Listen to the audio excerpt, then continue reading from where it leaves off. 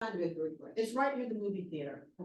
It's good. It's really There's good. a- We ate there to kind of recap the morning. There is a really good Italian restaurant, and that's across from Gas South Arena, and it's in the Kroger Shopping Center. Yes, Luciana's. Lucian, oh, it is. Yeah. And you would, it's really, really good.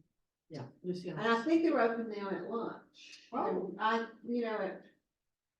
think the last time they must have been there, because I went to see Andrea Bocelli and I had reservations, and you have to make, if you're going to something at the Gas House, you have to make reservations hours before the thing, and when we got there, we were there at 5 o'clock, and the lady said, well, oh, we don't have a special, and I looked at her, I said, it's 5 o'clock, how do you sell that on the special? She said, oh, we sold it out at lunch. So that made me realize they must be open. At least that day of the week. Was it was a Friday? I think Yeah. It was a Friday or a Saturday, maybe a Saturday. Yeah. But they might be open for lunch now, but you know, a lot of the places that close. I think they may have. And I used to live like 1 mile over there. I was right near Sugarloaf Mills. And that was for 28 years. That was my whole area there. Well, I had somebody tell me who lived told me about that more 7 years back. Yeah, well, we were, I worked for the school system, and whenever we would do sometimes big things, that was one of our favorite restaurants to go to, was Luciana's. I had I'm trying to make sure, because we were trying to make sure we got I think at least 6 converted to Windows. I think I was back here on either this road, I knew I was, This one was not working, so I moved to that one, I think. well, this one is set up for Windows. I came in early so we could do it today. Because the last one I had was on Apple, but I managed to get myself. I wanted to know if my you'd like sister these enough. 4 extra snacks. You can put them there. I had an extra box and I thought maybe you'd like to have them. That was nice. 3 hours is a long time for some people to go without food. It is, yeah. So when I have snacks at home, I try to bring them. Well, It's kind of we had like an eating extra a fish, box. you know, you put it out there and then you multiply. We had an extra box and I thought I better bring that with. What school system were you in? Gwinnett, Gwinnett. Yeah. Excellent. were you in the school system? Here in Oh, Clark in County, Clark, yeah. What did you teach? Language arts, Middle school? middle school. Oh, I was middle school. I taught special ed and Excellent, middle school and. And then I was also assistant principal. excellent, excellent. I did have my, Oh, that is certificate useless. for leadership, but I somehow never got into the assistant. Oh, it's time to start. I tried many times. Well, but- Clark is a smaller county too, so it'd be more Yeah. difficult. Yeah. where Gwinnett Y'all, is- am I set up on Zoom on here? You are. Okay, I just ready to can't go. see anything about Zoom and last time we forgot and I think y'all were setting it up, but it just dawned on me, it's after 9:30, so we need to start. You're ready to go. We've already hit record. Okay, thank you. That might be sad for the people. They'll be fine. But the clock is not gonna help me at all today. I looked around, I came in to see what time it was at, but. I gotta set my alarm for when I need to be done by so that, okay, 10:30. Daylight saving time starting this weekend. Yeah, we lose an hour. Okay, y'all, here we go. We're talking about family search today.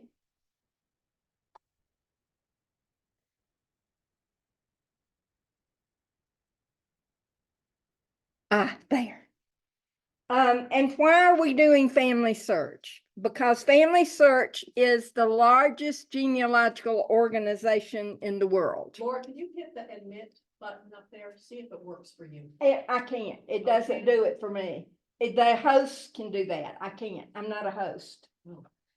Okay, there you Amanda, go. they'll get it. Okay. And it began as the Genealogical Society of Utah in 1894. Oh, wow. Okay, this is not behaving now. It went to sleep again. Sorry, y'all. This thing was working earlier. They do 1.2 to 1.5 million names added each day to their databases. This is why you can't look at any of these databases one time and then forget it and think, I've done this. No, just remember that. 1 million people per month enter new information into pedigree resource file. That is those kind of genealogy things. They call them different things at different time periods. As of the end, and remember, y'all will get the slides once you sent an evaluation, and I'm sorry I didn't check that this week. As of the end of 2023, there are more than 13 billion searchable names. These are the ones that have been indexed. And 5 billion digital images. And this is going to continue to increase because they have over 300 teams out in the world working on records. And today, and after Roots Tech, they finally added some of the new oral histories. They're really getting into the oral things from those oral cultures. Okay, this is not. In 2023, they documented 200 million users. And the best thing about Family Search is it's free. So I really want y'all to make this a major tool because it costs you nothing. It is vast. It is international. And it has all kinds of lessons, classes, records that can make your life easier.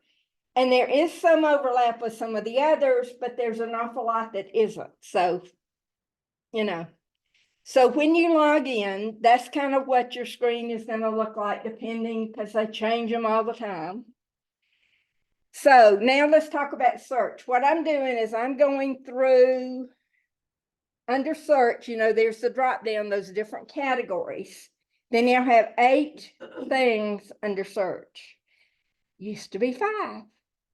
Now there are 8 different sections under search. So we're going to work through in the order. And I personally think the order ought to be changed, but I'm going to do it the way they do it. So you've got records, images, family tree, genealogies, catalog, books, research wiki, and cemeteries. I'm not going to spend time on family trees because to do a good family tree, we would need to do all of the ones that have family trees, and it would take 4 days to do completely. So, and there are classes in here and in the others on how to do family trees. So I'm not going to spend a lot of time on that. I'm just giving you a heads up so you won't be, oh, when is she going to get to the family trees? I won't. And most people start with the records, which is probably why they have that at the top. But it's not where I think you ought to start. I really think that the catalog searches are where you ought to start. And your class exercises are kind of going to be more along some of those lines. The catalog, the reason I say that is because the catalog will search the books, the records, and some of the other pieces of family search in one search. So if you just start with records, you're just searching records. So I think the catalog is the best place to search if you're looking for names. Search tips. Learn to use initials. Yes, enter the name as you know it, but remember that research log we gave y'all so that you could document exactly what search you did in which database, when, you know, you need to keep track of all these variable searches. Use the abbreviations like William, WM period, and without the period. George, with and without the period. Samuel, SAM apostrophe L. Mrs. and Mr. You'd be surprised how many times people have indexed those prefixes, Doctor, Mrs., Mr. as given names. Oh, my. So if you're not finding anything and you're pretty sure this person was in a place at a time, go back and add these fun little things. The parent search can be very effective. Leave everything at the top of your search screen blank and enter father's or mother's name in first and last name. And I realize y'all think, well, I'm not seeing that screen, so this doesn't make sense. But remember, you will get these slides, so it should make more sense. Less is more when searching. Sometimes when you enter everything you know, it's going to say no results. And this is in any of these databases. And so if you start moving information out, all of a sudden you'll get results. And it's not that what you entered was wrong. That's actually what you'll find in the records and in other search fields. But it's just that it's like, okay, this search engine just got overwhelmed. So just be aware that sometimes you just need to remove some of what you enter in your search. And when you search, you may get the note that no image is available. And that's when you'll use those film numbers and enter those in the catalog, and then it is probably there through the catalog search. You can use a film number in the catalog search to find some of these things. Okay, now we're at the search historical record screen. The full page was at first. I just want, again, I just can't scroll all these pages. So it just gets hard. So you've got the full page. Now we're going to enlarge the top part. And you'll notice that some of the things in Family Search are now these pretty colorful, slick looking pages. And they're converting all of these to that, whereas they used to be just the basic search screens. Now you got the pretty color with the pretty pictures and all that. The tips for effective searches right here is something you need to read because it really can help you keep from making mistakes, because each one of these databases usually has one or two idiosyncrasies that make it work better or worse. The basic search screen over there on the right gives you the choice of entering first and last name and a place and a year. If you click the more options, let's go down to find a collection.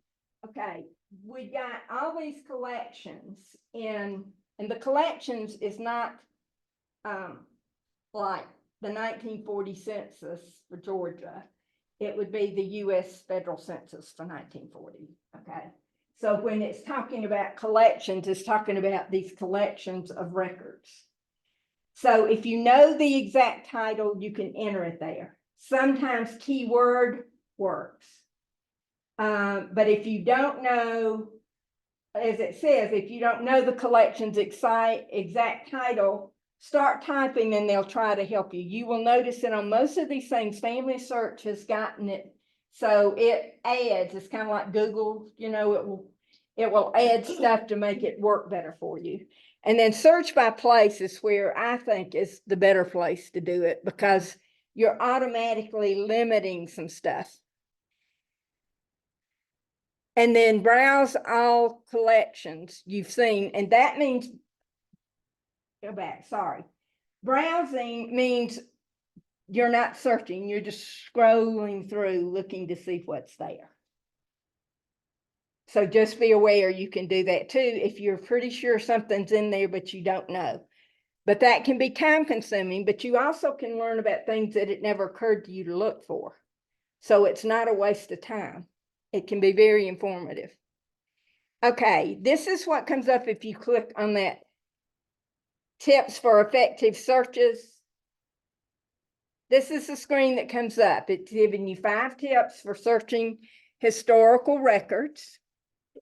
And you've got these demos. You've got finding birth records, find all children in a family, find marriage records. You notice you've got all of these videos. And that page goes on, as you can see the edge of down here at the bottom, there are other things there. Now let's go back to the main search screen that's there on the front. Okay, the basic screen is very helpful. But if you need to put in more information, like if I'm searching for my Williams, putting in George Williams or John Williams or whatever is like counterproductive. I need to limit it. If I had a name like Beverly Valentine, I might do a little better. Do you see what I'm saying? So depending on what names I'm searching, I'm going to use either that one or the other one. So this gives you the better option when you're dealing with really common names. Notice you can alternate names. Sometimes that's where you can put in an abbreviation along with the full name. You also can put in, you know, if your Uncle Chuck's name is really Charles, you could put in Chuck or Charles. You click on that alternate name and it's going to give you that another box to put that in. So that can speed up these multiple searches. So like if the first name was William and you wanted to put an alternate name of WM or something? Okay, so You- they would take both. Yes, you could do both in one. How do you handle, which, Wait a minute, let me tell them what she asked. And she asked if we did the alternate name and the first name was William, if she could put in click the alternate name and in that alternate main box, put the abbreviation for William. And I said, yes, just so y'all know. Yes, Martha. when somebody goes by their middle name, could you put Yes, the middle name as the alternate name? yes. You can use any other name that this person is known by that you know of. It can be the middle name, it can be the nickname, it can be whatever. That's why they call it alternate name. So it's as broad as possible, because if they just called it nickname and you don't know this person has got a nickname, you might never think to look, you know, to enter it. In some cases, you might not even know from past generations if the name you know is the first or a middle name. Exactly. Exactly. You just use, that's why the alternate name addition that they did about a year ago is so nice. It makes it much easier. Then you've got the life event. So if you're looking for something about the birth, the marriage, the residence, or death, if you know where those happened and want to enter those into place, or the year range, you can do that. You can also add spouse, father, mother, other person. And sometimes adding the other person helps because that can give you siblings. So if you know that I've got 2 Williams families in North Carolina, and one child has a different name out of all of the children, and they all moved, both sets from 2 different places in North Carolina, moved to Burke County, Georgia in the late 1700s. And only one child is different. So if I'm trying to hone in on that one family with that one child who had the name Anson, as opposed to all the other brothers and sisters that were identically named in the same order, I could use that, and that could help me just pull up that family. The location, the type of record, the batch number, the image group number, or the film number, and we'll see examples of those a little later because I want you to understand how those can be used. And again, the country or location, and you can click it to show an exact search. You can toggle that little button at the bottom, or you can leave it. So I just want you to be aware you've got a lot of options for searching that can make it work much better for you. Sometimes, going back to this, sometimes you're going to have a citation that's going to give you things like the image group number or the film number, particularly in older records, before everything was online. So be aware that those may help you when you have that information in a citation from like a publication from 1930. Okay. If you want to look for a collection, excuse me, you can, I've already said you can start typing or you can browse. But here is the browse collection screen. The default is alphabetical order. So you've got how many records and the date that they were last updated. So as you see, some of these things were last updated in 2023, some in 2012, which probably means that they don't have any more records. They're probably complete, but it's giving you how many, and you're also getting an idea of what format you can expect to see. Now let's look at those filters, because they are what going to help you narrow down to what you're really looking for when you're doing this. So that is, I captured the whole list of filters. That's what's over there on the left, and I realize you can't read it.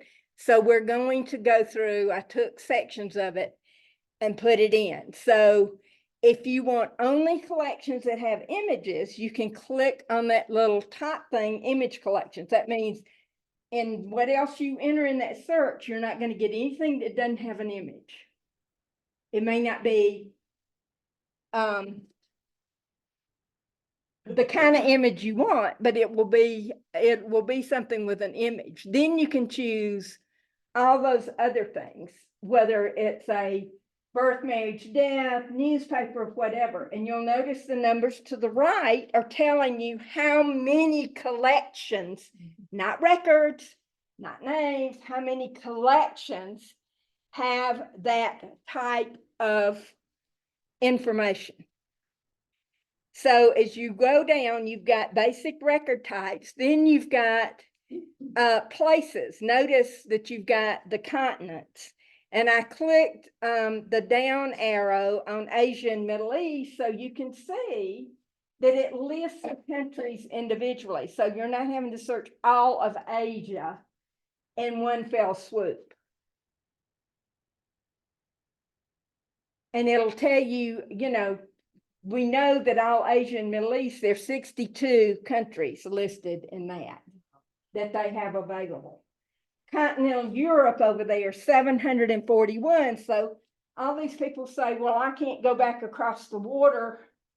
I'm going, I bet you can. So just keep in mind, all this information they put out here is to help you make some choices that can help you. You also have the option to limit by date. So if you're looking for more recent stuff, you can click that. If you're looking for the really old stuff, you can click on that.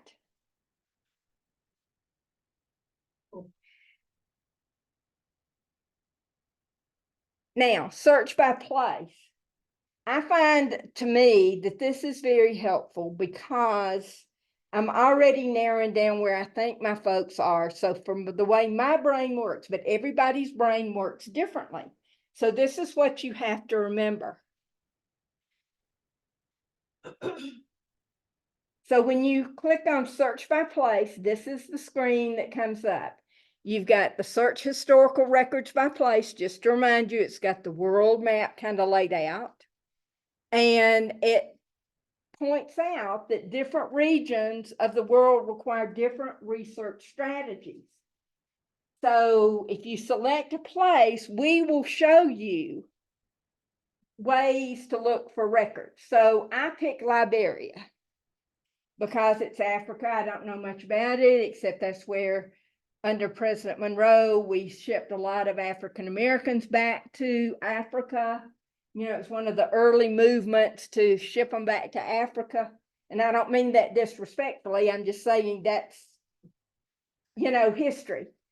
But I also was happy to find that they finally are getting these oral histories they started collecting 10, 15, 20 years ago from these non-written record cultures around the world.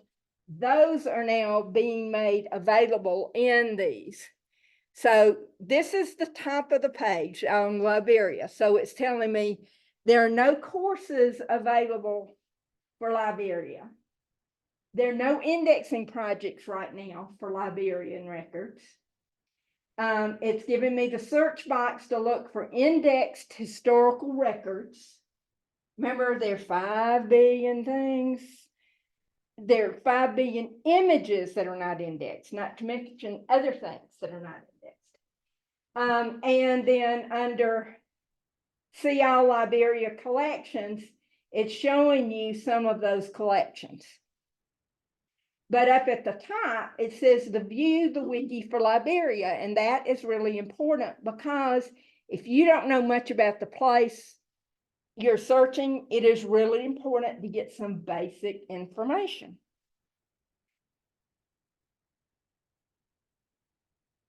So we're scrolling down that page. And so it's keeping that search box as I scroll down. And then you've got the genealogies, and these are those.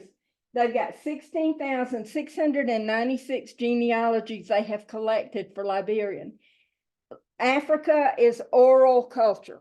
There were people in every family who were usually trained to go back generation by generation and repeat the family history and the generation and the names of the people and where they were and the dates and all this stuff. So it comes from that oral tradition. So these are those genealogies that they're finally getting up and making them available for searching, because a lot of these, you know, pre-colonial power, they didn't have records. And then on the right, you've got the image only historical records, and we're going to talk about how to search the images only. And then you've got the catalog material. And I said catalogs to me is one of the first places. And that is where I would go after looking at the wiki for some place I know nothing about, because I would then have a context for understanding what I'm looking at in the catalog. So now we're going to go to the wiki. I went back up to the top and clicked on that wiki. And this is what the wiki article on Liberia genealogy looks like. You've got the flag. You've got over on the right, you've got the different wiki topics that you could click on, and it will take you to an entirely different article about records in this place. You've got Liberia online genealogy records, you've got online research help, and you've got getting started. You also have a list of all the counties within Liberia and a basic article in Wikipedia, which may or may not be great, you know. So this gives you an overview of Liberia. And so if I want the online genealogy records and I click on it over here in that right-hand column, it takes me to the wiki article on that. And this is not all of it, I just kind of cut it off. And then if you scroll down that page, you've got online research help, and you've got online genealogy consultations you can make appointments for. You can do family search community groups, and those can be very useful for international research. And then you've got online genealogy research groups. And for places where there are fewer records, the Facebook communities resource can be really, really useful. Are they listed on the Facebook where you can click on the? If you go to the article in the wiki on that, Okay. yes. Okay. Liberia, she asked if we could find a list of those communities in family search, and yes, you can. So if you want Liberia online learning, we click on that, and here are the videos that are from Roots Tech. And they are these names of these different sessions that were conducted about Liberian genealogy. And the topic was oral genealogies, so that you understand those from Liberia. And it tells you what year they were done. So there is, although they didn't have any specific classes, remember when we were on that main page about Liberian research, not the wiki, but that first page when we clicked. Now you know there is some stuff.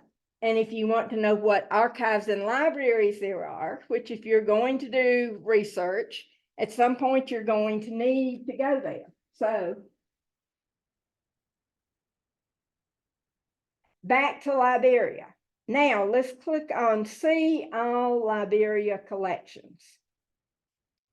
Because it says you're looking at 3 of 3 collections listed. So that takes us to the catalog, and this is what the catalog entries look like. They're not very exciting, they're kind of boring, but they are really effective because they don't take up much space. And all those little black words are actually links. So I clicked on Liberia, genealogy, handbooks, manuals, etc. And I got Liberia genealogical research. If it was 10 items, it would show all 10 with the title of it in the blue. And if I click on that blue, then it pulls up the full bibliographic record, and then I can look for it. It tells me that it is at the Family History Library, gives me the call number. It's in the International Book Collection. And right now it's in off-site storage. So if I was going to Salt Lake City and wanted to see that, I would let them know before I came so they could pull it back in and have it in the library when I got there. So you would have to go to Utah to see it. Not quite. That's the next step. She asked if we had to go to Utah, and this is where WorldCat comes in. You see up there under includes bibliographical references. It says view this catalog record in WorldCat for other possible copy locations.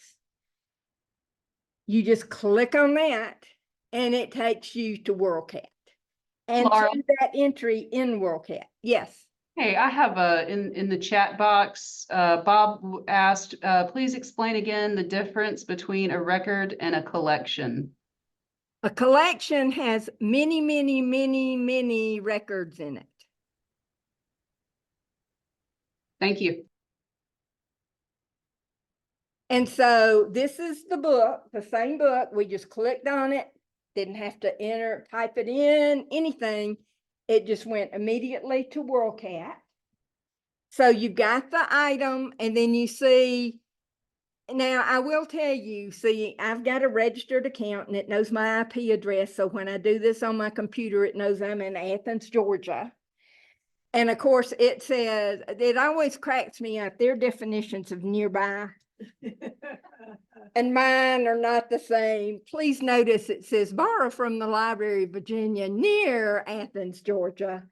I'm sorry, Library of Virginia is over 400 miles away.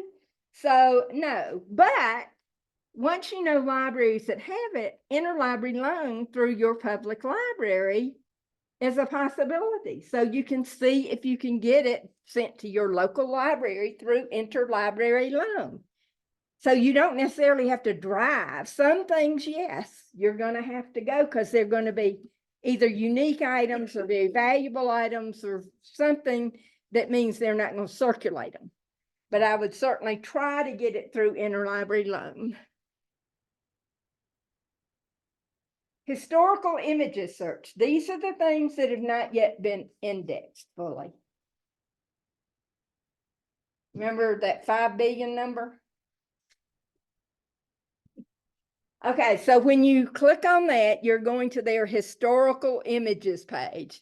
The screenshot on the left of this page shows the whole page, and then I did the more options screen and blew it up and put it on the right so you can see the search fields you can enter. And remember how we talked about some of those others you could search by image group number? You notice that's one of the things on this screen, because you may have a citation or some information about the image group number, or you want to keep going back to it over time as they keep adding things that are indexed, so that you don't have to start from scratch with your searches.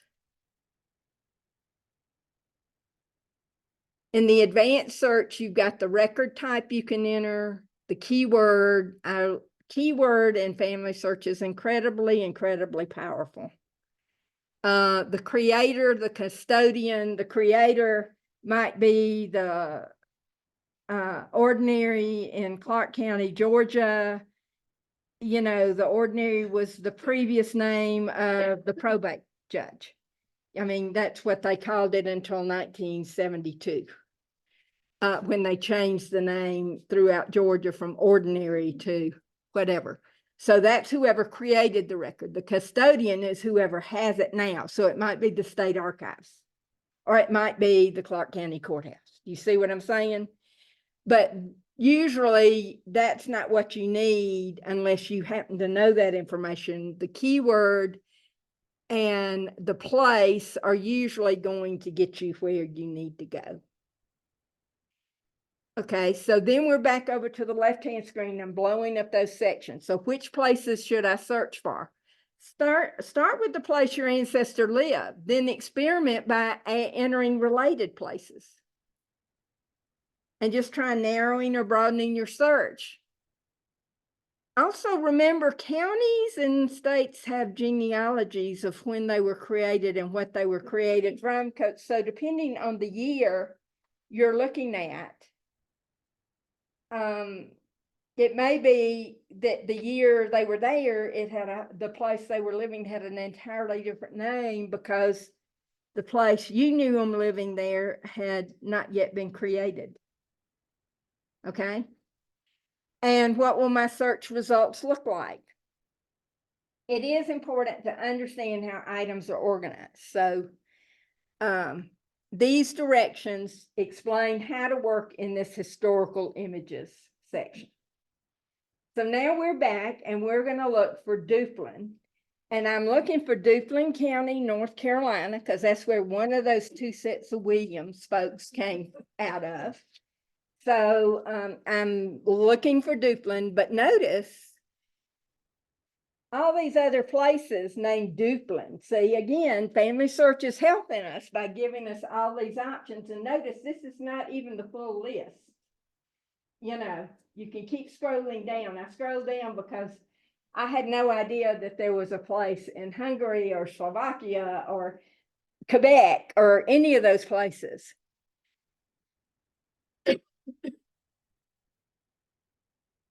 And so I clicked on that once I got to Duplin, North Carolina. I clicked on that, and then I've got 555 results for Duplin, North Carolina, United States. And I've got record types: land records, procession records, parish records, wills, census, on and on and on. So I clicked on parish records. Now, this is an example of why you cannot take things you read literally. Were parishes still in existence during 1813 to 1880 in North Carolina?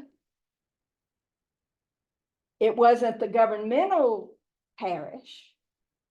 There might have been parishes for like Catholic churches or something.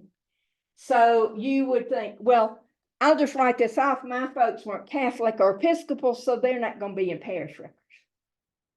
Do not make that mistake. Look what you get when you click on those parish records. You get the image group data. It tells you all of this is U.S. genealogy. Then you've got the creators. And then you go down and here is the number we clicked on. And this is item 4 of 4, which makes no sense to me. You know, so where are the other 3? And the citation, this gives the citation, and you could get the full citation, you would click on more. And then you can also copy and paste it. The lovely thing about Family Searches, it gives you these lovely citations. So you don't have to type it all in. So we're going back. This middle section is bigger, so you can read it better. So remember, we chose parish records. And look what it is. It's Baptist churches. So don't be thrown by language, because they're trying to organize these unindexed records into some semblance of order so you can maybe find them. So do not take the terminology literally, or you will miss good stuff.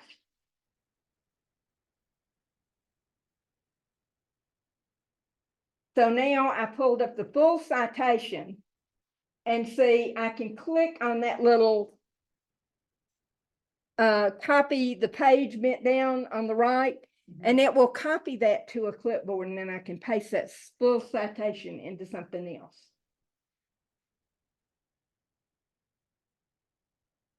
But this is the actual record.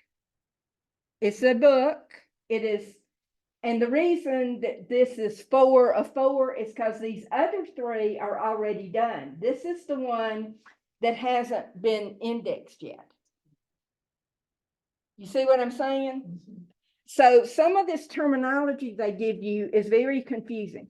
So now you know this church was in Rose Hill, North Carolina, which is in Duplin County, North Carolina, and these records date from 1843 to 1880. Now that other record said 1813 to 1880, right? Well, because probably some of those other churches went back that far. But you also find out on this first page, the church record was destroyed by fire in the fall of 1842. So this is why this starts over with records after that. And they're giving a basic history here. So do you see why you can work through these historical images that are unindexed? But if you had a person that you suspected was Baptist in Duplin County, North Carolina, and Rose Hill was not too far from where they might have lived, you might want to browse through those pages. Because you notice there are 116 pages. And say, here are your thumbnails down here. And you can just use these arrows to keep going. They're not easy to read.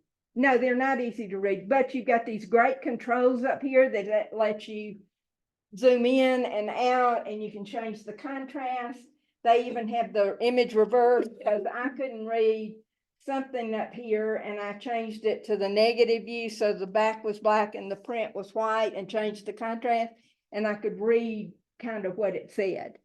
So I'm just saying, they give you really good tools, and these newer images give lots more. This is the thing, is technology changes, what they're able to do with the new things they're doing are much better than what they could do 10 years ago even, or 5 years ago. All right, family trees. We're not going to talk about them, but I want you to know the difference in the 2 tabs. So if you're under search, you've got that family tree.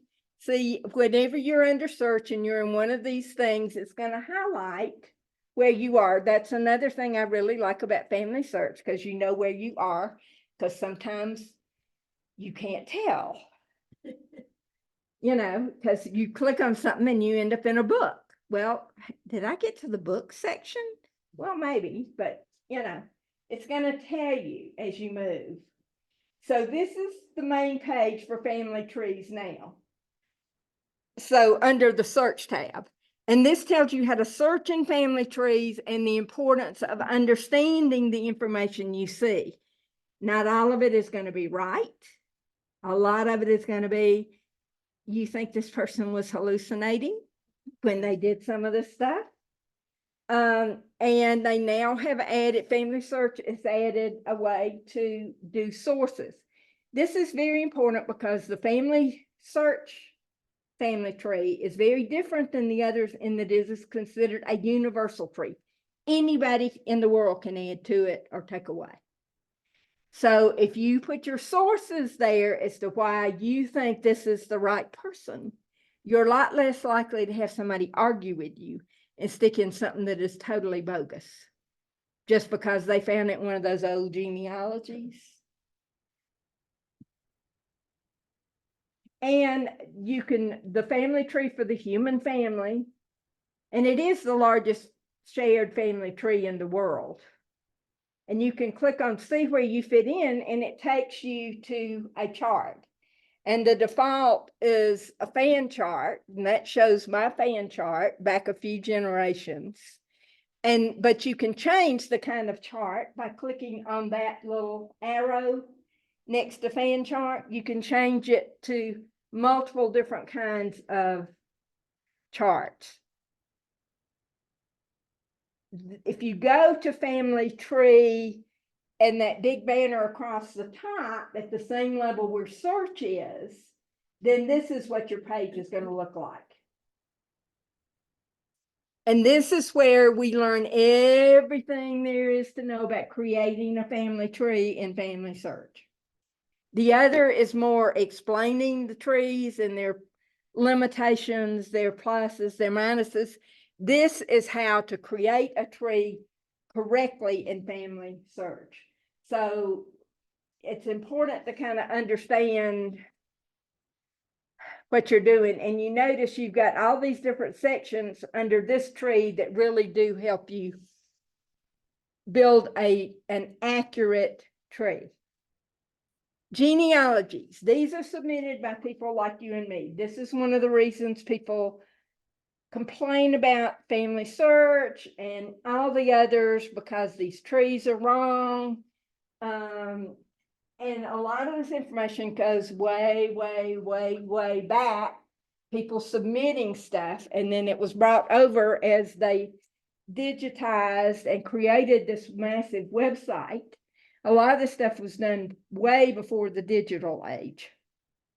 So they've had different names. When I first started in the Heritage Room, it was called Ancestral File. You got them on CDs. You ordered them from the LDS Church. They hadn't rebranded as Family Search then. It was Utah Genealogical Association. Which is very confusing in Georgia because it's UGA. So it's very confusing. And then they changed it to Pedigree Resource File because they'd changed the standards. And we're hoping people were doing better research. And so there are a whole bunch of different things in there. And so when you click on that genealogy section, this is the main page, the landing page you're going to get. There's a lot of information and direction. You see, you've got the community trees, oral genealogies. You can search for a specific tree. How is Family Search genealogies different from Family Search tree? They're kind of related, but they're not identical. And then you've got the search box up at the top.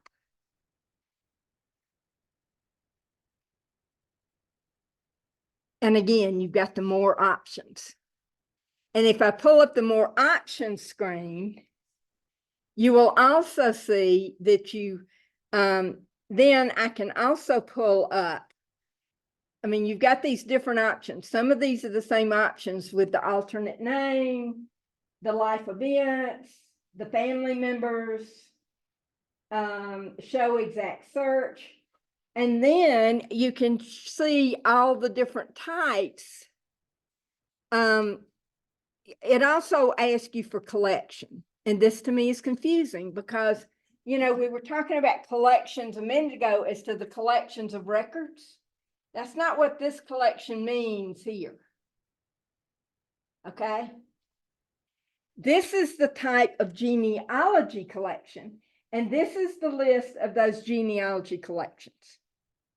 You've got community trees, oral genealogies, and those are the ones I'm so excited about because Family Search started collecting a number of years ago things from South America, Africa, Micronesia, Melanesia, the South Pacific, that are all oral cultures, these genealogies, so people who have migrated can go back to their place. You've got the computer generated trees, the Guild of One Name Studies, My Trees, Roots Finder, American Ancestors, Pedigree Resource File, Ancestral File, International Genealogical Index. That's really old, and that was compiled by volunteers going through actual records on microfilm at the library. And of course, there are a lot of errors because you're reading old handwriting, different languages, you know. And so these are all the collections that you can access under genealogies. So you need to understand what each one does. Now, from that basic search on the main screen, I entered Martin Davenport, and that's part of the hits I got. You notice there are almost 12,000 hits. I think my Williams are bad, but Davenport's ain't a heck of a lot better. So I know a Martin and a Moses were here early 1800s in what was then Clark County. It had been Jackson County prior to becoming Clark County in 1801, and they came from Virginia, Revolutionary War soldiers, supposedly. So, and they're Moses and Martin Davenport's all over the blooming place. So to narrow down that nearly 12,000 hits, I added another name because I really am, because there's so much conflicting information. So I added, in addition to the Martin Davenport, I added on the place, Georgia, and then down under other person's name, I added Moses, because I know every generation has got a Moses and the next one's got a Martin and vice versa.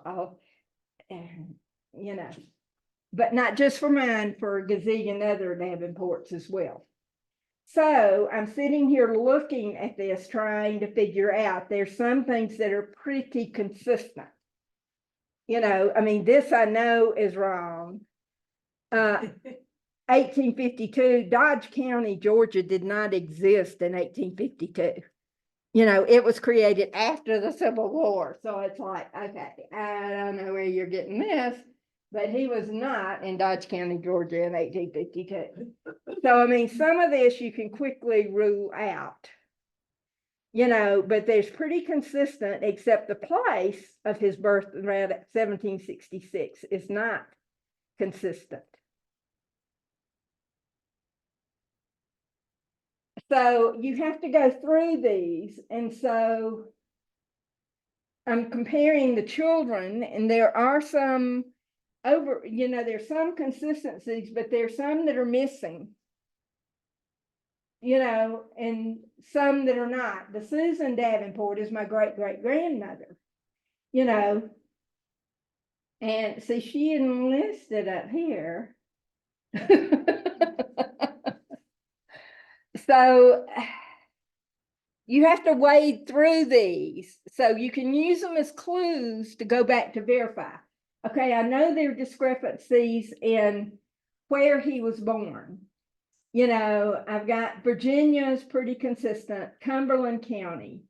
Marriage, you know, I've got in Richmond, I've got Powhatan, I don't know if I'm pronouncing that right, and I've got Cumberland. So I can check the records for those places at that time to see if I can verify the marriage, to find out where it really was. So these are clues. These are not sources. these are not valid resources, but they can be clues because somebody else has stumbled across somebody with that name that was kind of the right age and decided that's who they were. But it gives me clues and places to start looking for people. Susan is listed as a child Right, on the last two. right, Okay, but not in the one above it. right. And yet it's the same family. So then you would go, you're saying that you might go to these 3 different areas and check out the marriage certificates. Right. To see which one. And I would look to see what records there were. Are there bonds? Are there, licenses? Are there applications? Are there certificates? What are the records in each of these places in that time frame? And see, some of these are saying 1785, some are saying 1800. So I have a time frame though I can limit this search to. You see what I'm saying? And for the death in Clark County, most of the Athens newspapers are online, so I look for legal notices. There weren't death certificates, so I'm not going to get that. And at all times, there were not obituaries. Every period of time did not necessarily do obituaries. But in Georgia, I know you are required to do these legal notices and whatever the official legal organ of the county is. And we are blessed in Georgia to have those historic Georgia newspapers. Most states have got some kind of newspaper or digital library, so look for that wherever you're researching. But that's what I would do instead of looking necessarily just for an obituary. I mean, I know there are no death certificates, so I'm not going to spend my time and energy looking for that. And luckily they got married in Virginia instead of South Carolina, because South Carolina didn't really mandate marriage records. So finding marriages in South Carolina is crazy. In Georgia and Virginia and North Carolina, they were really into documenting legitimate children for money. I mean, most of the things that were created in this country are about money, inheritance, those kinds of things. Because a lot of these folks came from places where they had never had an opportunity to own land or property before. So they wanted to be able to pass something on to their kids. So the laws kind of reflect that. So these clues help me narrow down. Like I say, these are not sources, but I would make a list for each of these people and say marriage records. Okay, I want to look in this places in this date range, to see what I'm finding about those things. I do have a little piece of paper that was tucked in the Hinton Family Bible, and that is who Susan married, was W.H. Hinton, that lists these kids in writing. So I will compare that list and those dates on that little handwritten list that was tucked in that family Bible to those and see what I weed out. Do you see what I'm saying? Books, aka the digital library. When you're looking under search, they've got that list that says books. That's what this is, the digital library. But it is hundreds and hundreds of thousands of books. And this is what the main page, and it talks about, you got the landing page talks about the digital library, how to submit books. If you've got a book you want to submit to be digitized and added, they will happily take it. It can't be something that's still under copyright that you didn't write, but if it's a family history you wrote and you want to donate it, I'm sure they would love to have it. And if it's a really old book they don't already have, that's beyond copyright, that has the information, I'm sure they would also like to have that. So I entered Massachusetts and Spanish American War. I put Spanish American War in parentheses in the subject.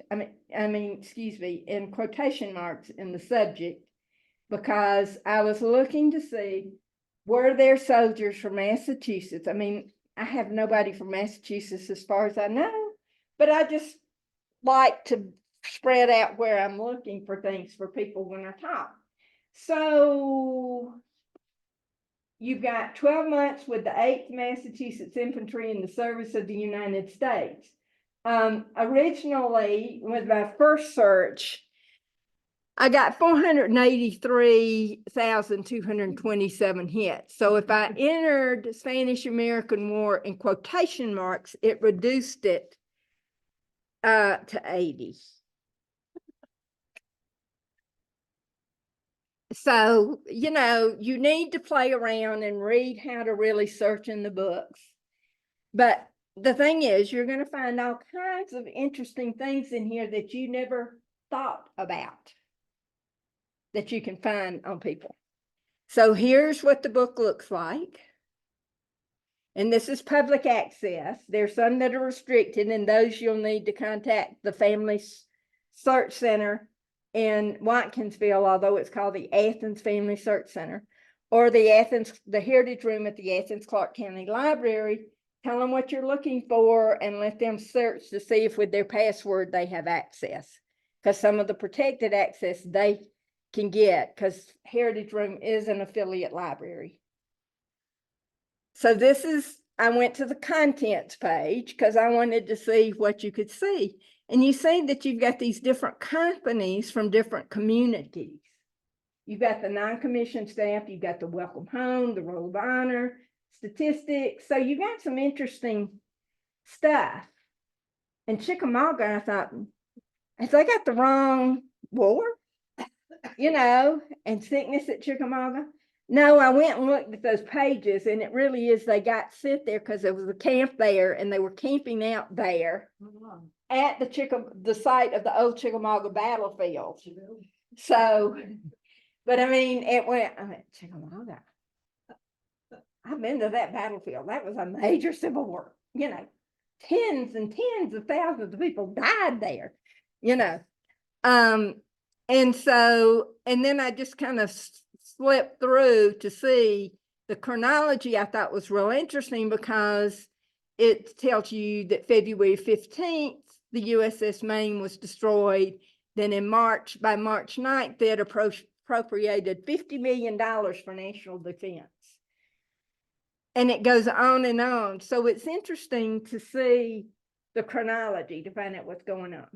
Can you find minorities and people, you know, you don't expect to find? Yes. I left it Spanish-American War and then did colored and Negroes as my search terms. The reason being, you have to use the terms that were in use at the time the item was done.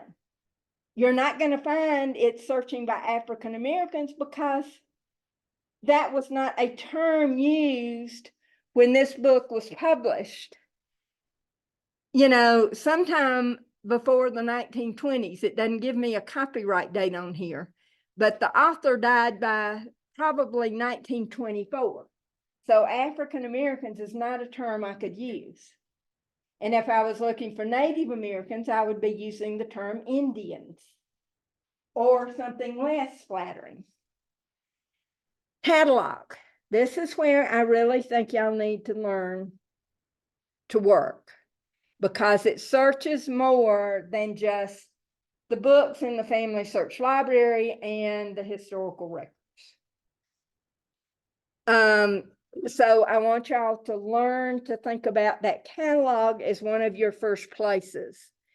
And you need to expect a lot more changes because they've been working on this massively for the last 3-4 years.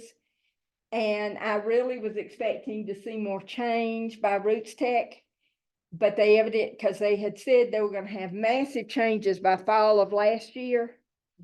And I haven't seen them, and maybe they're massive changes in the back that we can't see yet, but just be prepared. The thing about all these databases, they're constantly in flux. So you're going to go and you're going to go, they changed that in a week, and then you have to figure out what it's doing.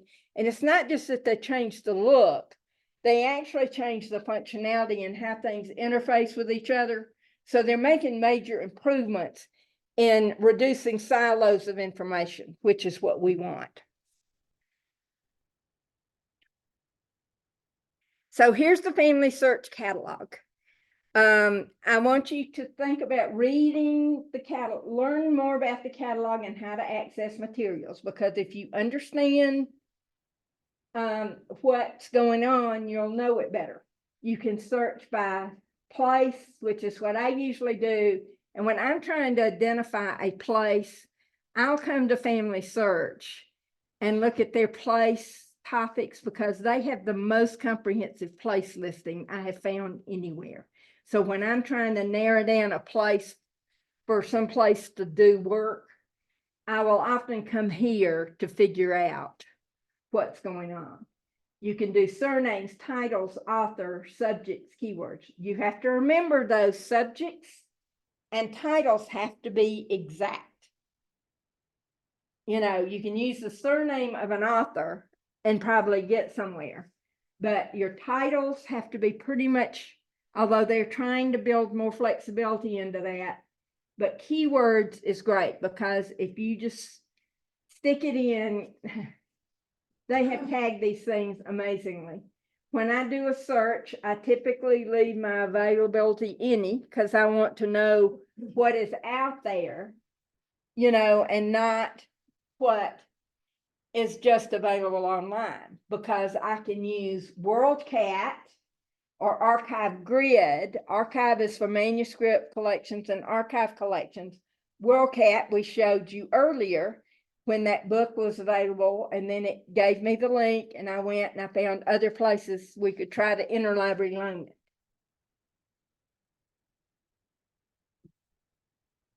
This is the introduction to the Family Search Catalog in the wiki.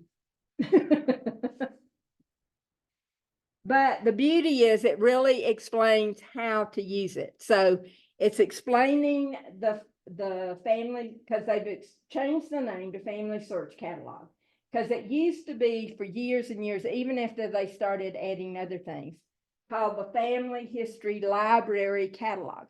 Well, that implied that all that was in there were the holdings of the Family History Library, which are immense. But when you are now able to search all these other things as well, having the name Family Search Catalog helps you understand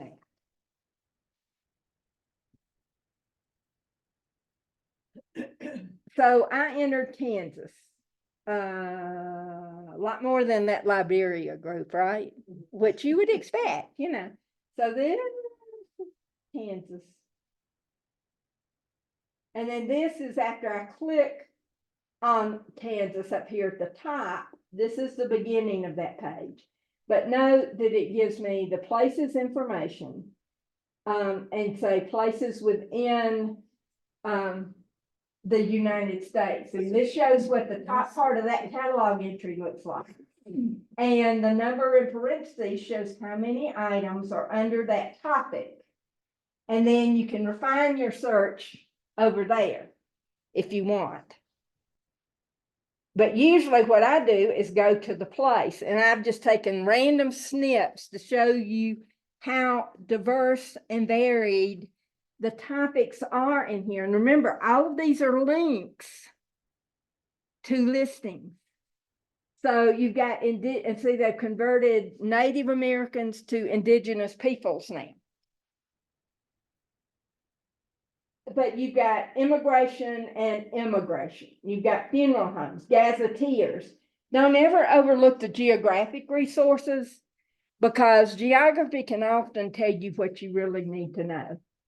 You've got military history, military records. You've got minorities.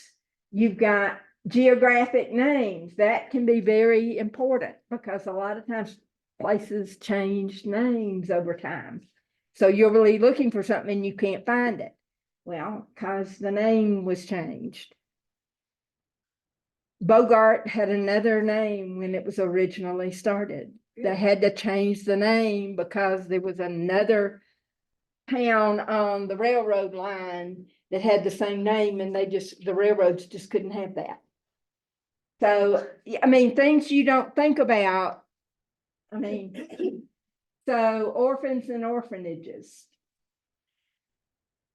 So do you see what I'm talking about, how important this can be? You also could narrow down by county within the, using the county name within the state. You could click up there on that top part where all those links were and go straight there. But like this is one, but I wanted to use this example. I picked indigenous, but I wanted you to show the kinds of language that you may have to use to find things depending on what you're looking for. Today, these are totally incorrect, not PC terms, but when you have to put yourself in the place and time that things were going on, and so you have to use those terms. So this is the land allotments, the half-breeds and mixed bloods on that particular reservation in Brown County, Texas. How many of y'all saw Flowers of the Killer Moon or Killers of the Flower Moon? I haven't seen. Okay, well, they are talking about the allotments, and I mean, that's a real complicated thing, but this is the kind of stuff. They were trying to take the land away from the Native Americans and make them take a piece of land instead of communally owning it as, and then white folks controlled it. So, so this is the bid record for that item. And so you see that you've got all these lovely subject headings here. Yankton Indians, Omaha, Iowa, Santee, Oto, and indigenous allotments in Kansas. So if you click on any of these subjects, it will take you to that in the catalog, that subject in the catalog. So you don't have to go out, start a new search, and enter subject and then enter this. You just click and it's going to take you there. So see, they try to make this easy. And see, this is telling you that this is at the Family History Library. It's in the US and Canada. It's film because it's telling us that, and we've got the format and we've got the image group. Now remember we said that image group and the other stuff on that little Concord Baptist Church in Duplin County, North Carolina. So you would go to the library to get and have that image number to find it. Or you can try to find it someplace else. And notice, this is actually it's filmed by the Genealogical Society of Utah, but it may be a federal record. See, it's a micro production of original manuscript in the National Archives. So you probably could find it at, since it's on film, it's probably in Atlanta at NARA on microfilm. You could check to see. So you wouldn't have to go. So that's why all that information gives you clues as to how to find this stuff. This is important because you got to understand what those little icons are telling you as to what format it's in. So the magnifying glass is telling you that some portion of the record is indexed. And some indexes are restricted, and you cannot search restricted index. Why is that? Because of privacy laws in some instances, you don't know, and you don't know what stipulations were made with whoever. And in Georgia, each county, you have county officers who have the fiduciary responsibility for their records, and they can pick and choose whether they let Family Search or Ancestry reproduce those records. But they are responsible for maintaining and preserving and making available those records. And some of them are gatekeepers. And some of them want it where people can get it. So the camera out icon tells you that you can browse a digitized film. Those historical images. The camera icon with a key is telling you that you can browse it, but there are going to be viewing restrictions. And the film ring icon means it's not available online, but a microfilm version exists. So that can give you a clue as to what strategy you want to use. And if it's microfilm from NARA, National Archives and Records Administration, then you're going to want to find out what the real title is, the publication number, whatever, so that you can see if it's available at a NARA facility near you. And see, in Georgia, we have a unique situation. We have kind of a research mecca over in Clayton County. We've got the state archives, the Georgia State Archives, which is responsible for the records of the state of Georgia. And we've got NARA Southeast, or National Archives at Atlanta. It's been called a gazillion things in my lifetime. But they built a new facility. It used to be in East Point and was like a barn. And they built this new state-of-the-art facility with environmental controls and this kind of thing. And they get in records from all over the country. If you want to go see your World War I registration from your ancestor, you can go to NARA in Atlanta and handle the actual cards. Actually hold it, which I have done. Yeah. And where is this now? Is this? It's in Clayton County. It's right next to the Georgia Archives. It's on Jonesboro Highway. So both of these places. They're right next to each other. They share parking. You can walk from. That's why it's called Research Mecca. And we're the only state that has both the National Archives and the state archives adjacent to each other. So it's kind of cool. They are so kind because you say, I want to see my family's World War I registration, and they bring out trays for you. And they just remind you to put them back where, Yes. you know. And I was able to photograph all kinds of relatives and relatives I didn't even know had registered. Right. And Jean, for those of you in Zoomland, is talking about her visit to NARA in Atlanta and the staff bringing out the trays of the cards and letting her go through them looking for people, you know, many of whom she didn't even know registered for the draft for World War I. Research Wiki. This is my favorite thing about Family Search because I use it all the time. It saves me hours and hours and hours. So I love this thing. This is what the landing page for the Research Wiki looks like. You start adding things. So I want to show that I'm going to show y'all a bunch of different topics because this is not, people get confused. They try to enter people's names in the wiki. No. That is not what it is for. It will just frustrate you and you'll go, I don't understand what this is for. I've heard that for decades. And I go, because you don't enter names, except the places or things that you want to know about.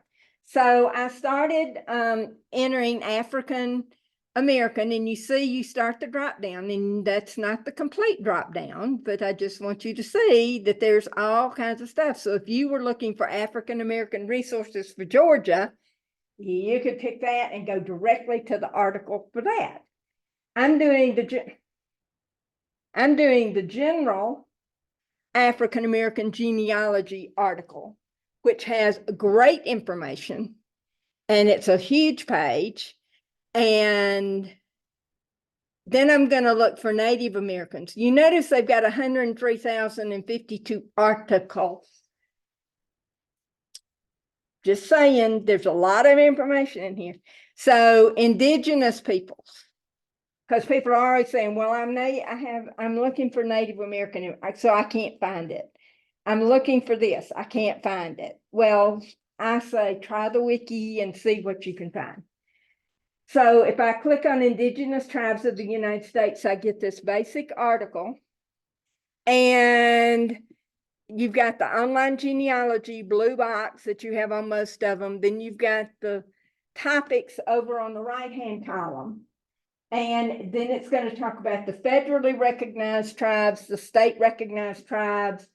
Indigenous information is complicated. And then you've got independent tribes that are not recognized by either state or federal, but they consider themselves a tribe and with a specific name. So, immigration.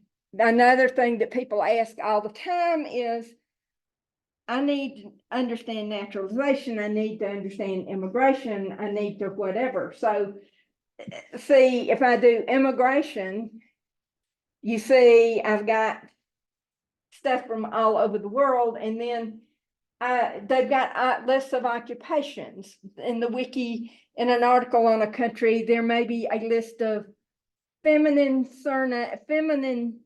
personal names and masculine names. When you're reading a record and you don't know the language and you don't know the culture, that can be very helpful when you're trying to figure out who these people are. Knowing whether they're probably male or probably female can really help you. So, I mean, they've just got all kinds of stuff. And when you're looking at a record on something and you just don't know what some of these are, and when the handwriting's bad, having a list you can compare it to can help. California, U.S. genealogy. I picked that because California is complicated because, of course, it was originally part of Spain or New Spain, depending on how technical you want to get. And it's a big state, a lot of population. So here is their basic article, and you see you've got all these topics. Usually for the state or the country, you're going to get the flag over here at the top. So it's a good way to start learning flags. Well, I do Wordle every day, and that helps me. I'm trying to learn geography again because the world changed since I learned it in 3rd grade. So getting started with California research, and then boundary changes. Whenever you can find boundary changes for a county, for a state, use that, because that can save you a lot of time looking for somebody in a place where they weren't at the time you're looking for them. See, that's what the wiki can do. It gives you enough basic and contextual information that you don't do some of these basic assumptions that get us all into trouble, or get me into trouble. Maybe y'all never do this. So, and here are the migration routes for California. Here are family search resources. You've got communities, the Learning Center, which are online genealogy courses, historical records, family search center, locator map, and all these others. I got to speed it up. Riverside County. I picked Riverside County because my aunt and uncle lived there for many years after they moved from Georgia to California for his job. And see, it's going to give you the neighboring counties. And if you click on those, it will take you to the article about that county. And see, this is telling you when Riverside County was named and where it's located. And it tells you the basic known beginnings for government county records. And it tells you that statewide registration for births and deaths started in 1905, and there was general compliance by 1920. Well, that tells you, if you're not finding a birth and death record prior to 1920, why you may not be able to find it. So you're going to have to use an alternate strategy. And I just took a snip. They've got a huge list because Riverside County is really big. A huge list of places. And if you scroll down further, there's even a list of ghost towns and extinct towns, which is really helpful because if you're finding a record about, in the newspaper or something about somebody who lived in a place and you can't find it anywhere anymore. This tells you why you can't find it. It is now extinct, and then you can change your strategy to find it. And I wanted to show you Georgia, because these are really important in these East Coast and even over toward Appalachia, these migration routes where people went the major roads and they didn't veer far off until they got close to where their land was, their new land was. So paying attention to those is the best way to get back up to your ancestors. And most of this road is 129. Cemeteries, this is a whole new section. It is international in scope. That is the landing page. And they have a cemetery search. And they list some of the most searched. And of course, Arlington is understandable because it's our largest military cemetery. And then Hollywood Forever Cemetery is the one where the stars are buried. So people, all the fans, look there. And the page scrolls down. So you can enter the location. And so I wanted to see if our own Brooklyn Cemetery, which is an African-American cemetery here in Athens, was in there. And it is. Now, the thing is, not every grave in that cemetery is listed. This is only the people that there's a record and family search for.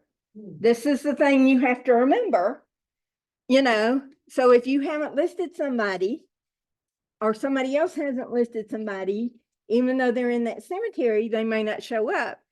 And So we are have. you saying that these people were listed in somebody's family tree or in their research? Yes, they are listed somewhere in a genealogy or in a Okay. tree or somewhere in family search so that they could pull them out and put them in the cemetery. And the records, there could be people listed, but there's no record of where they're buried.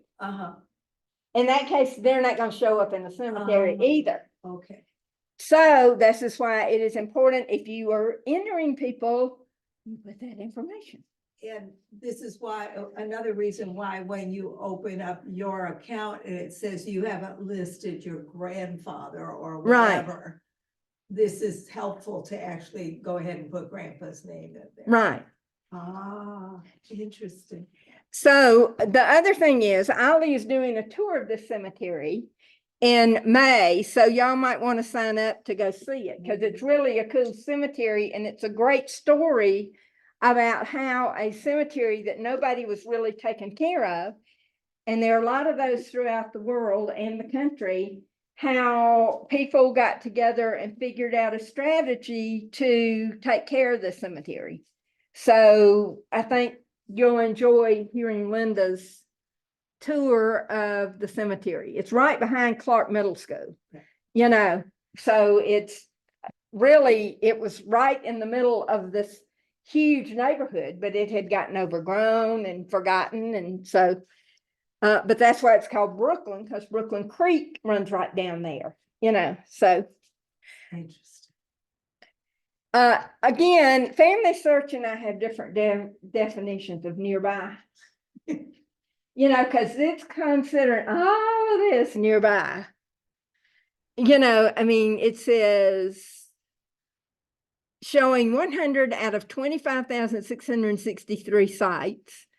But I will say that over on the right, the list of those cemeteries is a little closer. So indexing. At the present rate of indexing, it will take 200 to 300 years to index and put online Oh my God. the 5.3 billion records Family Search has already preserved. Now remember, they're doing 300 teams every day out working on collecting more records. Right. Now, granted, these are starting out as digital records. They are capturing them on digital cameras.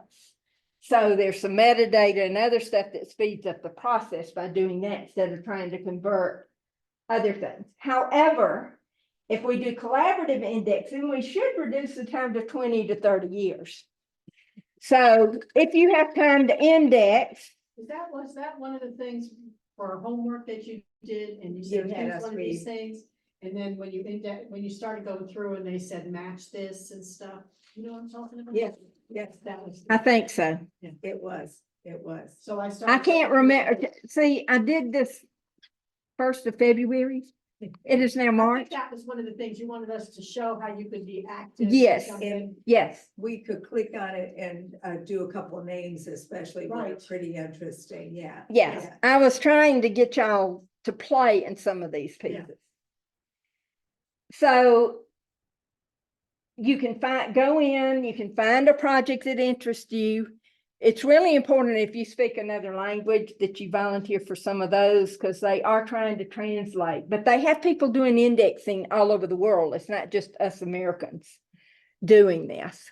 Remember, family search is international. This is what is hard sometimes for us to grasp, and we're so US centric sometimes that we forget, what a big world it is and how people do. So play in that page, try the guided tour. If you need help, ask for it. Now, help. I'm spending a lot of time on this. I know we're beyond the 11 o'clock Okay. time frame, but this is really important because they have added so many fabulous features. I think I'm not going to teach family search courses anymore for Ollie. I think I'm going to curate working with the stuff they've already got out there because they have made it so easy to find now. So I was planning to do a family search wiki class because I love teaching that, but I think I'm not. So up there in the top right hand of your family search screen, you've got these little icons, and that little question mark in the circle is your help button. And it takes you to this, and you can search. But I also want you to go through, I want to take you through the help and learning pages. So this is the top of the help and learning landing page. And you can click on any of these specific topics and see, I'm not even getting into memories or any of that stuff. This is just too much stuff to cover. But anyway, this help and learning page is fabulous with the things, and we're going to wander down it. So we go down and you got the getting started. So this works for getting started with family search, but it also works for getting started with doing research if you've never done any of it before. Resetting the password. These are the things that they get asked most often, as you can tell. So, learning from experts is basically taking you to the page for the Roots Tech conference. So that's a quick and dirty way to get there if you can't remember how to spell Roots Tech. And then the top 10 ask questions. Okay, this is the Roots Tech page. And so you've already adapted it back to how it was before Roots Tech. So the terminology is back. Many events are things like they've got DNA Day and St. Patrick's Day and Women's History. So they've got events that give you a bunch of information about things. You can watch the videos. You can search. You need to be signed in. But you can search here for most anything. And there are filters over here on the left-hand side under active filters. You can sort by year. So if like you're doing DNA and you've already watched all the things from previous years on DNA, you may just want to limit to 2024, to see the newest stuff. So keep that in mind.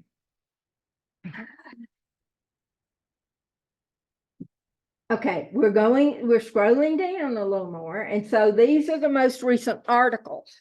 So tagging people in a memory, who can see this memory, what are memory details, topic tags, albums and stories. How do I tag people in family groups? I do hope y'all will play in the memories and activities sections. This is a great way to get family members involved. And they've got really good directions on how to do all this stuff, and it's pretty simple.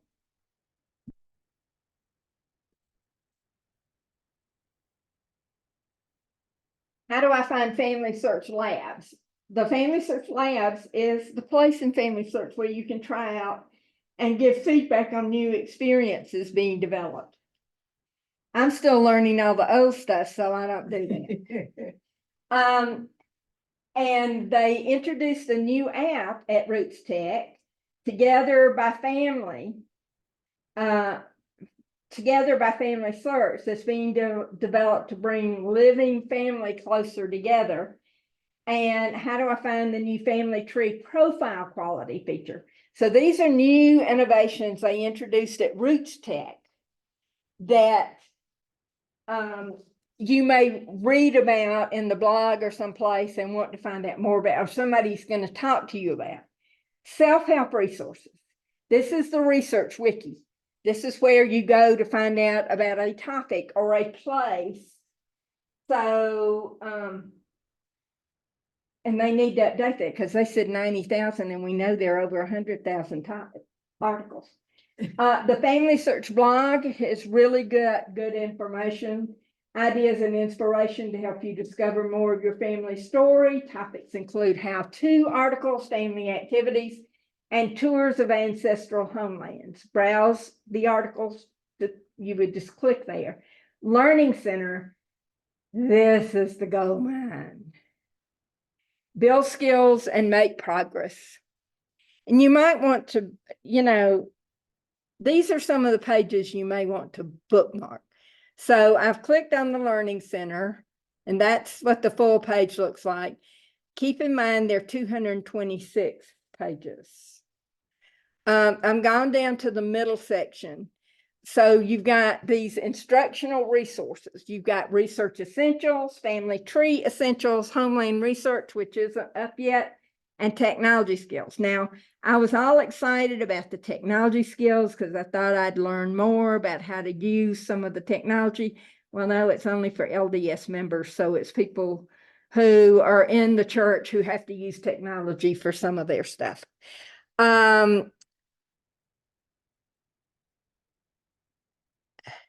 This is what I get when I go to the Research Essentials. This is, well, actually, I got another page, but this is the first thing on it. This is the sheet that you use to keep track your progress as you're working through those lessons. These are self-paced, self-guided lessons. So the checklist is what we just saw, and then you've got the Research Essentials, and then you go down and you take these different lessons to get you up to speed with this different skills. And this is really great because a lot of people our age have never worked in a job where they had to use computers or technology or anything other than email. And so this can really help them build some skills that will save them time and energy and make things less frustrating. The slide deck is self-paced. So you do it. So when I click on the Research Essentials, lesson 2, it's telling me how to download, save, and print an online image. And there are some tricks to doing that correctly so that you get what you think you're getting. So that can be useful. If you don't need that, then, you don't do it. If you're looking for something else, the classes and videos, the community, and the one-on-one help, and of course, social media, which I kind of am not real great at. Classes and videos, attend a webinar. So that takes you to this, Family Search Library, classes and webinars. This is a page you may want to bookmark because this is, they had like 4 or 5 months listed here. They still got the January and February, March, April, and I'll show you in a minute. But these are on Zoom, and some of them, these things you can do live. These are the recorded ones that you can go to later and look at. This is those recorded ones. These are classes in the Learning Center. These are things you would think I would never have a way to learn. This is just the top of the list. So German, Dutch handwriting, I mean, these things are complicated because particularly German, because they've got these different fonts used for different things. And so much of Europe was German speaking for a while. So your records are in those things. So you could browse this list or search it to find something that you want to take. I'll notice too, you can click to change these columns so you can get what you want. You don't have to browse through the whole list because it's long. All right, so I'm scrolling down the page. Now we're looking at that whole page. We've just looked at that top part. Now we're looking at the upcoming webinars, and I cut out part of it. So this is what's coming up in March. Family search tree, the record hints and sources, adding memories, overview of family search, searching on family search. Then in April, using the family search catalog, community, wiki, on and on and on. And of course, April 25th is DNA Day, so they'll do something that day on DNA. And they just, at the end of Roots Tech, they sent out, and I sent it to people who are already on my email list, a list of themes for the things that the library is going to be teaching every month. The family history library, the family search library is going to be teaching every month. And of course, April is DNA.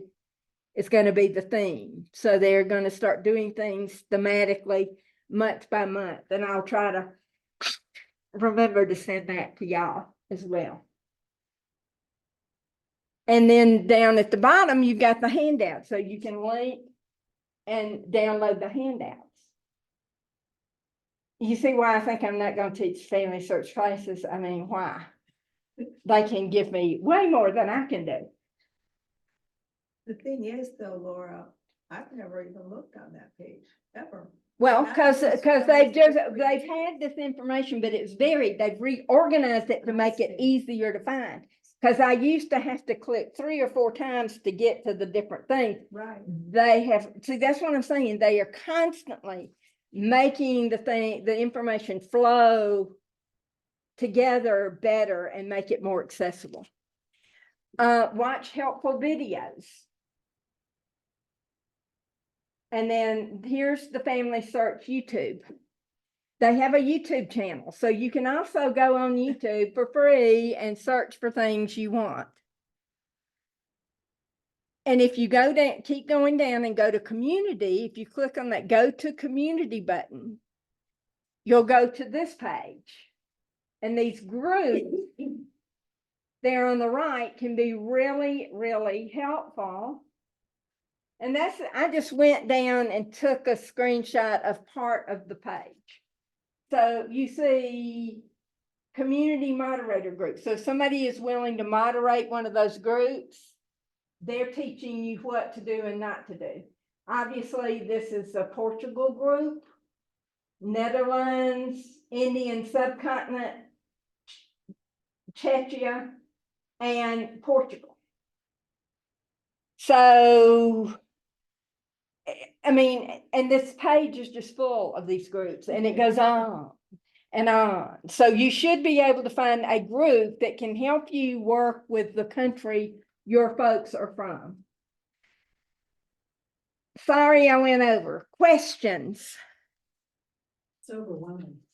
It is overwhelming, but you see how they give you links to move through it, and between the handout and hopefully the class exercises and the help, you can do what you need to do, particularly since they've reorganized so much of it to make it where I used to think it ought to be, but it wasn't there, and it drove me crazy.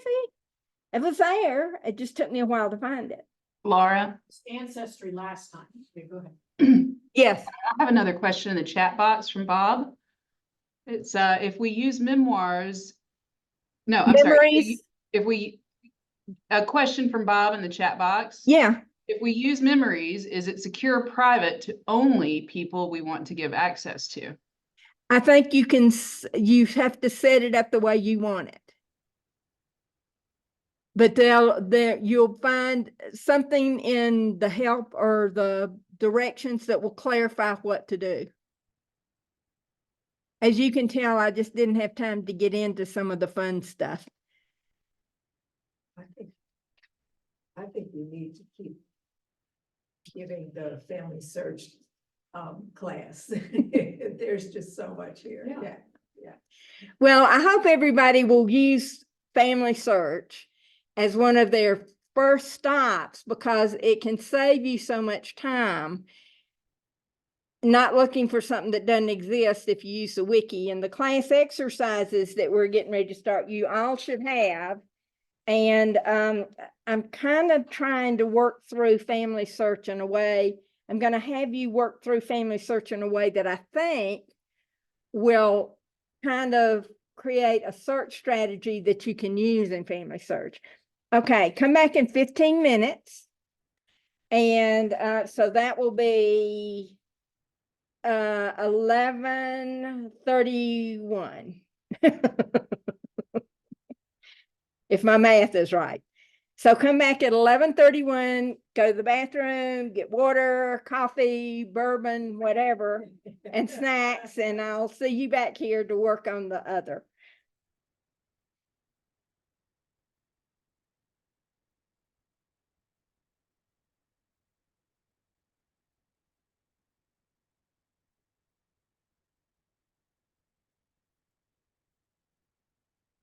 Okay, got that set. Now let's go.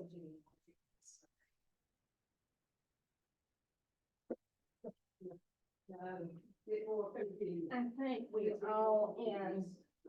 We set them all up this morning. Okay, came in real early. And luckily it's a small.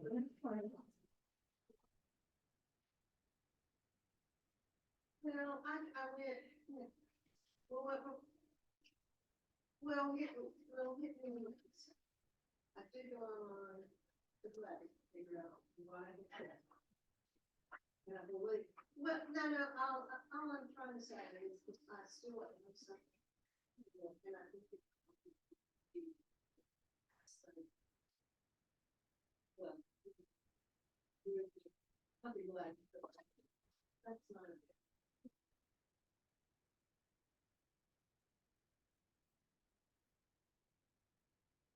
And there's a lot of people. I know.